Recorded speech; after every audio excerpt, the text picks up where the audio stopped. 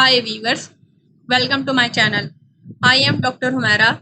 Today we will be discussing infective endocarditis. Our objectives will be definition of infective endocarditis, what is nosocomial infective endocarditis, types of infective endocarditis, and in the last, sign and symptoms of infective endocarditis. Now let's discuss what is infective endocarditis.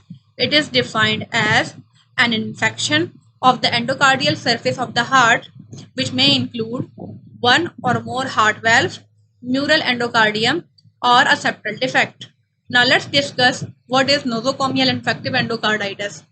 It is defined as an infection that manifests 48 hours after hospitalization or that is associated with a hospital on the basis of a procedure performed within 4 weeks.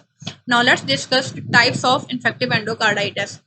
Endocarditis can be divided into following categories. Number 1, native valve endocarditis. Number 2, prosthetic valve endocarditis. Number 3, intravenous drug abuse endocarditis. Now let's discuss native valve endocarditis, which are either acute or subacute. Acute native valve endocarditis frequently involves normal valves and usually has an aggressive course.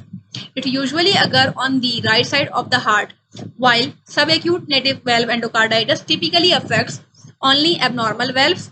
It usually occurs on the left side of the heart. Now let's discuss prosthetic valve endocarditis, which occur either in early phase of surgery, which are caused by Staph aureus and Staph epidermidis, or late phase of surgery, which are caused by streptococci.